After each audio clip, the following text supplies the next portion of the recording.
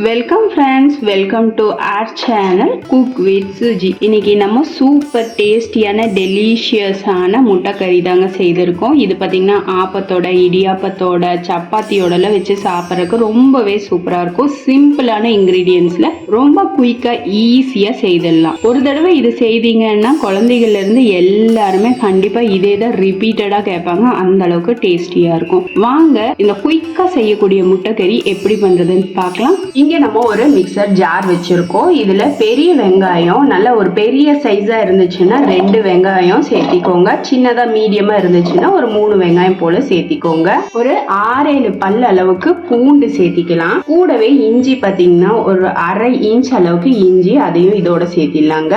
இப்போ காரத்துக்கு ஒரு 4 பச்சை மிளகாய் சேர்த்திருக்கேங்க. இதுக்கு மெயினான காரம் பாத்தீங்கன்னா பச்சை மிளகாய் மட்டும்தான், அதனால ஒரு 4 சேர்த்திருக்கேன். உங்க மிளகாயோட காரத்துக்கு ஏற்றாற்போல, உங்களோட கார விருப்பத்துக்கு ஏற்றாற்போல கூட குறைய சேர்த்திக்கோங்க. கூடவே ஒரு 10 முந்திரி இருக்கு, அதையும் இதோடவே சேர்த்திடலாம். இதோட ஒரு கைப்பிடி அளவுக்கு பச்சை கொத்தமல்லி தலை. அடுத்ததா தயிர் பாத்தீங்கன்னா ஒரு சின்ன குழிக்கரண்டி, 2 டேபிள் ஸ்பூன் அளவுக்கு தயிர். இப்போ இதை அரைச்சு நல்ல ஒரு ஃபைன் பேஸ்டா எடுத்துட்டு வந்துடலாங்க. இப்போ நல்ல ஒரு ஃபைன் பேஸ்டா நம்ம அரைச்சு எடுத்தாச்சுங்க.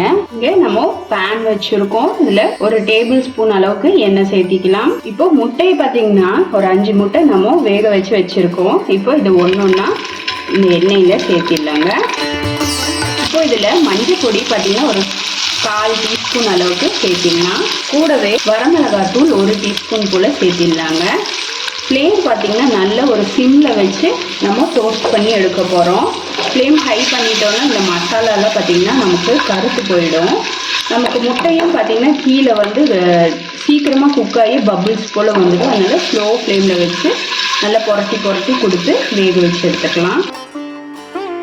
இதோட கொஞ்சமாக உப்பு சேர்த்திக்கலாங்க. ஒரு சிட்டிகை அளவுக்கு சேர்த்திட்டா போதும். இந்த முட்டையில் நல்லா உப்பும் பிடிச்சதுன்னா இதுவே வெறுமனை சாப்பிட்றதுக்கு அந்த அளவுக்கு சூப்பராக இருக்குங்க.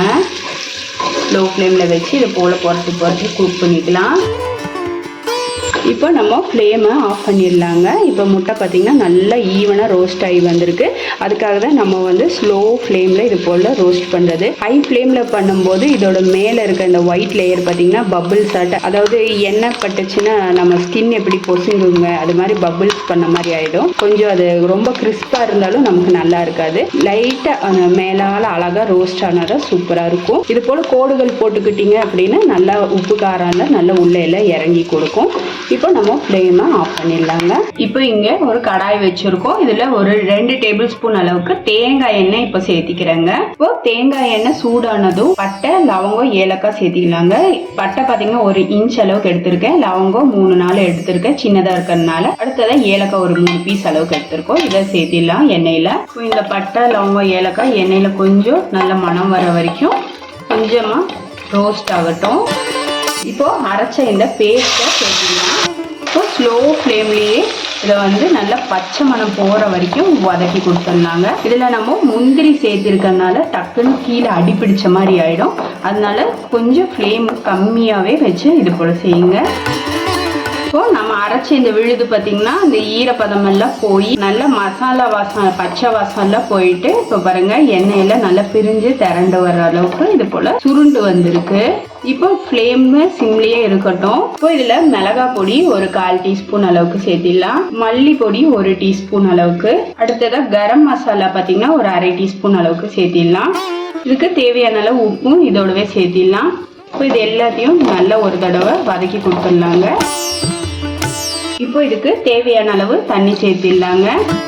இப்போ இது நல்லா ஒரு கொதி வரட்டும், நல்லா கொதிச்சு வரட்டும். நம்ம ஆல்ரெடி மசாலா எல்லாம் பார்த்தீங்கன்னா நல்லா பச்சை மணமெல்லாம் போற வரைக்கும் தான் வதக்கியிருக்கோம். அதனால ஒரு கொதி மூடி போட்டு வேக வச்சு எடுத்துக்கலாம். இப்போ இது மூடி போட்டு வேகட்டும். இப்போ ஒரு 5 நிமிஷம் கழிச்சு ஓபன் பண்ணி பார்க்கலாம். பார்த்தோம்னா எண்ணெய் எல்லாம் நல்லா தெளிஞ்சு பாருங்க, ஓரங்கள்ல பச்சை மணமெல்லாம் போய் வர ரெடி ஆயிருக்கு. இப்போ நம்ம ரோஸ்ட் பண்ணி வச்சிருக்க இந்த முட்டையை இதோட சேர்த்திடலாங்க. இப்போ இந்த முட்டையை சேர்த்திட்டு நல்ல ஒரு தடவை கலந்து விட்டுருலாங்க. அவ்வளவுதாங்க, சூப்பர் டேஸ்டியான முட்டை கறி ரெடி ஆயிடுச்சு நம்மளோட ஸ்டைல. இதுல நம்ம பச்சை மிளகாய் மட்டும்தான் சேர்த்திருக்கோம். லிமிட்டடா தான் நம்ம ரோஸ்ட் பண்றதுக்காக கொஞ்சமா நம்ம வரமிளகாய் சேர்த்திருக்கோம், வரமிளகாய் தூள் சேர்த்திருக்கோம். இது பாத்தீங்கன்னா சப்பாத்தியோட, ஆப்பத்தோட, இடியாப்பத்தோட எல்லாம் வச்சு சாப்பிடறதுக்கு ரொம்பவே சூப்பரா இருக்குங்க. நம்ம செய்த இந்த முட்டை கறி ரெசிபி உங்களுக்கு பிடிச்சிருந்தா லைக் பண்ணுங்க, ஷேர் பண்ணுங்க, மறக்காம நம்ம சேனலை சப்ஸ்கிரைப் பண்ணுங்க. பெல் ஐகானோட ஆளுங்கிற ஆப்ஷனும் கிளிக் பண்ண மறந்துடாதீங்க. இது வரைக்கும் வீடியோவை பொறுமையா பார்த்ததுக்கு ரொம்ப ரொம்ப நன்றி ஃப்ரெண்ட்ஸ். தேங்க்யூ.